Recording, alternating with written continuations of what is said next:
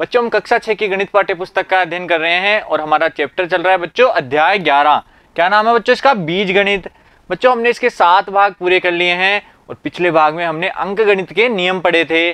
आज हम शुरू कर रहे हैं इसका भाग 8 प्रश्नावली 11.2 के प्रश्न। तो बच्चों प्रश्नावली के सभी प्रश्नों को हम हल करेंगे, तो अपनी कॉपी पेन साथ लेके बैठना है और सभी प्रश्नों को साथ साथ हल भी करना है। देखो बच्चों सबसे पहले क्वेश्चन नंबर 1। एक समबाहु त्रिभुज की भुजा को L से दर्शाया जाता है। इस समबाहु त्रिभुज के परिमाप को L का प्रयोग करते हुए व्यक्त कीजिए। बच्चों समबाहु त्रिभुज क्या होता है? ऐसा त्रिभुज जिसकी सभी भुजाएं समान हो। 3 भुजाएं होती है ना त्रिभुज में, तो अगर तीनों भुजाओं की लंबाई समान है तो वह समबाहु त्रिभुज कहलाता है। जैसे बच्चों देखो ये त्रिभुज है समबाहु त्रिभुज। अब इसकी प्रत्येक भुजा को L से दर्शाया गया है। ये भी L है, ये भी L है, ये भी L है। अब इस त्रिभुज का हमें क्या निकालना है? परिमाप निकालना है। तो बच्चों देखो त्रिभुज का परिमाप, समबाहु त्रिभुज का परिमाप क्या होता है बच्चों? समबाहु त्रिभुज का परिमाप निकालेंगे तो तीनों भुजाओं को हम जोड़ देंगे या 3 को भुजा से गुणा कर देंगे। तीनों भुजाएं समान होती है तो समबाहु त्रिभुज का परिमाप होता है 3 गुणा एक भुजा की लंबाई। एक भुजा की लंबाई।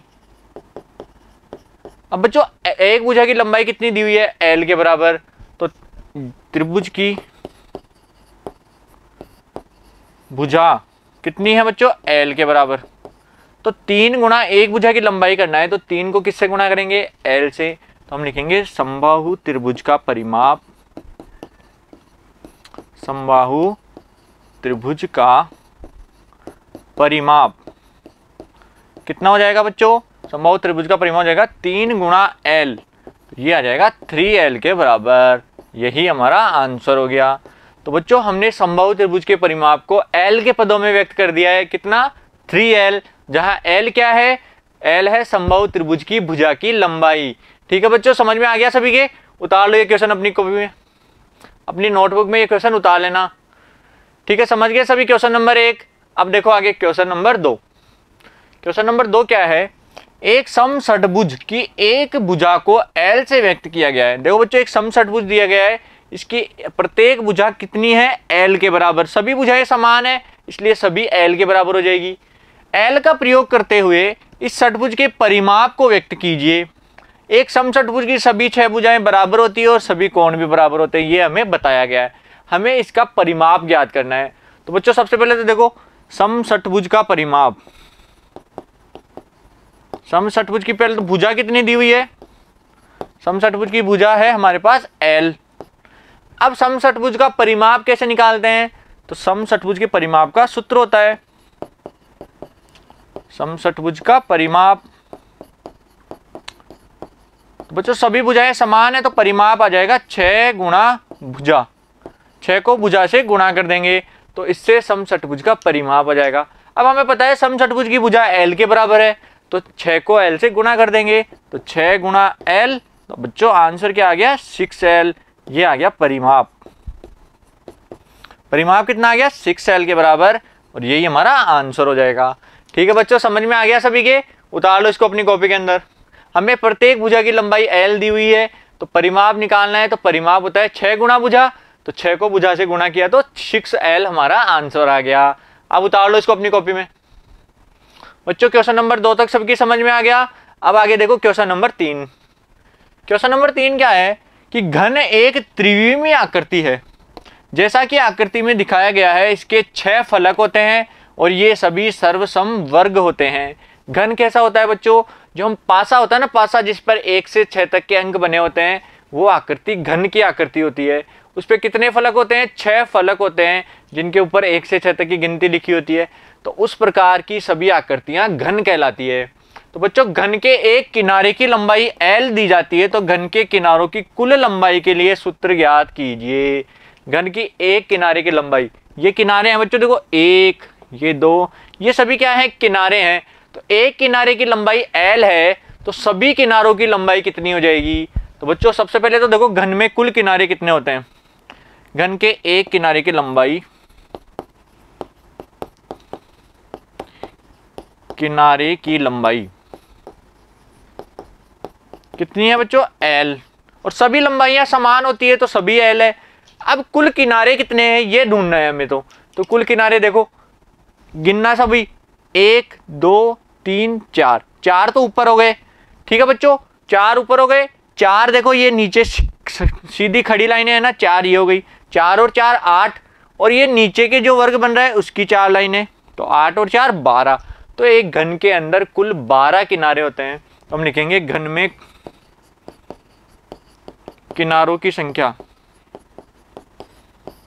कितनी होती है बच्चों, 12। घन में किनारों की संख्या होती है 12, तो कुल किनारों की लंबाई, एक किनारे की लंबाई एल है, तो 12 किनारों की लंबाई कितनी हो जाएगी, तो 12 किनारों की लंबाई, 12 किनारे की लंबाई हो जाएगी 12 गुणा एक किनारे की लंबाई, ठीक है बच्चों। एक किनारे की लंबाई कितनी है, एल के बराबर, तो 12 गुणा एल, तो बच्चों कुल किनारों की लंबाई आ जाएगी 12 एल के बराबर, और यही हमारा आंसर आ जाएगा। बच्चों देखो एक घन में 12 किनारे होते हैं, एक किनारे की लंबाई एल दी हुई है, तो सभी 12 किनारों की लंबाई 12 एल के बराबर हो जाएगी। समझ गए अभी, अब उतार लो इसको अपनी कॉपी में। तो बच्चों क्वेश्चन नंबर 3 समझ में आ गया सभी के, बहुत सिंपल क्वेश्चन है बच्चों, सारी हमें केवल परिमाप और किनारों की लंबाई ये सब निकालना है, तो इनके सूत्र याद हैं तो हम आसानी से निकाल सकते हैं। ठीक है बच्चों, क्लियर है सभी का यहाँ तक। अब देखो आगे क्वेश्चन नंबर 4। क्वेश्चन नंबर 4 क्या है कि वृत्त का एक व्यास वह रेखाखंड है तो जो वृत्त पर स्थित दो बिंदुओं को जोड़ता है और उसके केंद्र से होकर जाता है। बच्चों वृत्त पर स्थित दो बिंदुओं को मिलाने वाला रेखाखंड जो वृत्त के केंद्र से होकर जाता है, देखो यहाँ पर ए और बी, ये वृत्त के दो बिंदु हैं, इन दोनों को मिलाने वाली एक रेखा खींची और ये वृत्त के केंद्र सी से भी होकर जा रही है, इसलिए ए बी क्या हो गया, इस वृत्त का एक व्यास हो गया। बच्चों देखो संलग्न आकृति में ए बी वृत्त का व्यास है, ठीक है बच्चों, ए बी वृत्त का व्यास है और सी उसका केंद्र है, सी क्या है, केंद्र है। अब वृत्त के व्यास को, वृत्त का व्यास को क्या मानना है, डी मानना है, हमें वृत्त के व्यास को डी मानना है, को उसकी त्रिज्या आर के पदों में व्यक्त कीजिए। तो बच्चों सबसे पहले तो ध्यान दो, त्रिज्या क्या होती है, वृत्त पर स्थित किसी बिंदु से केंद्र की दूरी ही त्रिज्या कहलाती है। जैसे सी केंद्र है तो सी से पी तक की दूरी क्या कहलाएगी, त्रिज्या। ऐसे बच्चों सी से ए तक की दूरी भी त्रिज्या है, सी से बी तक की दूरी भी त्रिज्या है। ठीक है बच्चों, अब देखो हमें पता है कि त्रिज्या क्या होती है, त्रिज्या होती है वृत्त पर स्थित बिंदु से केंद्र की दूरी, ठीक है, और कितनी दी हुई है, आर दी हुई है हमें, वृत्त पे स्थित बिंदु से केंद्र की दूरी आर दी हुई है। और वृत्त का व्यास क्या होता है, वृत्त का व्यास वृत्त की त्रिज्या का दुगना होता है। ध्यान रखना बच्चों, वृत्त का व्यास 2 गुना होता है वृत्त की त्रिज्या से। ये लाइन हमेशा याद रखना। देखो वृत्त का व्यास ए से बी तक है जबकि त्रिज्या सी से ए है, तो त्रिज्या का 2 गुना, एक तो त्रिज्या ये हो गई और त्रिज्या ये हो गई, अगर 2 त्रिज्या ले लेंगे तो वो उन दोनों की लंबाई कुल व्यास के बराबर हो जाती है। तो हम इसको लिखते हैं वृत्त का व्यास होता है 2 गुना वृत्त की त्रिज्या का। ठीक है बच्चों, समझ गए। अब वृत्त के व्यास को हमने क्या मान लिया, डी मानना है, क्योंकि क्वेश्चन में कहा है कि व्यास को डी मानना है। फिर आगे 2 गुना वृत्त की त्रिज्या को क्या मानना है, आर। तो बच्चों डी बराबर 2r, ये हमारा व्यास को त्रिज्या के रूप में व्यक्त कर दिया गया है, यही हमारा आंसर हो जाएगा। ठीक है बच्चों, क्वेश्चन समझ में आ गया सभी के, उतार लो इसको अपनी कॉपी के अंदर। ध्यान रखना वृत्त का व्यास वृत्त की त्रिज्या का दुगना होता है। क्लियर है बच्चों, क्वेश्चन नंबर 4 सभी का। बच्चों देखो कोई कंफ्यूजन नहीं होना चाहिए, अगर समझ में नहीं आ रहा है तो आप वापस शुरू से दोबारा देखोगे ना तो अच्छे से दोबारा समझ में आ जाएगा। अब देखो आगे क्वेश्चन नंबर 5। क्वेश्चन नंबर 5 क्या है कि 3 संख्याओं 14, 27 और 13 के योग पर विचार करो। 3 संख्याएं दी हुई है और इनको योग करना है। तो बच्चों हम ये योग 2 प्रकार से ज्ञात कर सकते हैं। पहले हम 14 और 27 को जोड़ेंगे, 14 में 27 जोड़ा तो कितने आए, 41। फिर 41 में 13 को जोड़ा तो कितने आ गए, 54। तो एक तरीका तो ये हो गया कि पहले इन दोनों को जोड़ेंगे फिर इनका जो मान आएगा उसमें 13 को जोड़ देंगे। ठीक है, एक तरीका समझ में आ गया। अब बी में क्या दे रखा है कि पहले अब 27 और 13 को जोड़ेंगे, इन दोनों को पहले जोड़ लिया और फिर उसमें 14 जोड़ दिया। जैसे 27 और 13 को जोड़ा तो 40 आ गया और फिर 40 के अंदर 14 और जोड़ा तो 54 प्राप्त हो गए। तो बच्चों मान दोनों में समान हुआ, देखो यहाँ भी 54 यहाँ भी 54। तो इसका मतलब पहले 14 27 को जोड़ा फिर 13 को जोड़ा। तो इधर देखो 14 + 27, इसमें अगर 13 जोड़ेंगे तो इसका मान बराबर आएगा, पहले जोड़ेंगे 27 + 13 को और फिर उसमें 14 जोड़ेंगे। समझ में आया सभी के? इन दोनों को जोड़कर फिर इसमें जोड़ें या इन दोनों को जोड़कर फिर इसमें जोड़ें तो मान हमेशा बराबर आएगा। तो बच्चों ऐसा किन्हीं भी 3 संख्याओं के लिए किया जा सकता है, ऐसा प्रत्येक किन्हीं भी 3 संख्याओं के लिए कर सकते हैं। तो यह गुण संख्याओं के योग का साहचर्य गुण कहलाता है। बच्चों ये गुण क्या कहलाएगा? साहचर्य गुण। हमने देखो बच्चों क्रम विनिमयता पढ़ा था, वितरण पढ़ा था। अब बच्चों यह गुण क्या कहलाता है? साहचर्य नियम। क्या बच्चों? साहचर्य गुण। इस गुण को, जिसे हम पूर्ण संख्याओं के अध्याय में पढ़ चुके हैं, चर ABC का प्रयोग करते हुए एक व्यापक रूप में व्यक्त कीजिए। अब बच्चों हमें ABC संख्याओं का प्रयोग करना है और इसको व्यापक रूप में बताना है। तो बच्चों देखो साहचर्य गुण, साहचर्य गुण क्या होता है संख्याओं का? जैसे बच्चों हमने 3 संख्याएं ली, A, B और C, 3 संख्याएं ले ली। तो ये साहचर्य गुण क्या बताता है कि पहले A और B को जोड़ो, A और B को पहले जोड़ो तो इसको ब्रैकेट में रख दिया, फिर इन दोनों के जोड़ में C को जोड़ो। तो इनका जो मान आएगा ना वो किसके बराबर आना चाहिए कि पहले B और C को जोड़ो और फिर उसमें A जोड़ो। तो ये हो गया बच्चों इसका व्यापक रूप। क्या आ गया? साहचर्य नियम का व्यापक रूप है क्या कि A + B में फिर C जोड़ेंगे या फिर B + C में A जोड़ेंगे तो दोनों का मान हमेशा समान आएगा। ऐसा बच्चों देखो हम और संख्याओं के लिए कर सकते हैं, जैसे 3, 4 और 5 है, इसके लिए करके देखो 3 + 4 + 5, तो इसका मान कितना आएगा?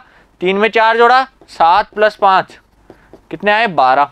और बच्चों अगर इस प्रकार जोड़े 3 + 4 + 5 तो देखो 4 और 5 9, तो 3 + 9 तो इसका मान भी 12 आता है। तो या तो इस प्रकार जोड़ ले या इस प्रकार जोड़ ले, दोनों का मान समान आएगा और यही गुण साहचर्य गुण कहलाता है। ठीक है बच्चों, ये हो गया साहचर्य गुण का व्यापक रूप। समझ में आ गया सभी के? उतार लो इसको अपनी कॉपी में। और याद भी रखना है बच्चों क्रम विनिमयता के गुण, जोड़ और गुणन दोनों के लिए क्रम विनिमयता का नियम, और संख्याओं के वितरण का नियम, और एक संख्याओं के साहचर्य का गुण। ये तीनों नियम हमें याद रखने हैं। ठीक है, समझ गए सभी? तो बच्चों हमने प्रश्नावली 11.2 के सभी क्वेश्चन पूरे कर लिए हैं और बच्चों आशा करता हूँ आपको अच्छे से समझ में भी आ गए होंगे। बच्चों अगर फिर भी कंफ्यूजन है तो आप वीडियो को शुरू से दोबारा देख सकते हैं, जिससे आपके सभी डाउट क्लियर हो जाएंगे।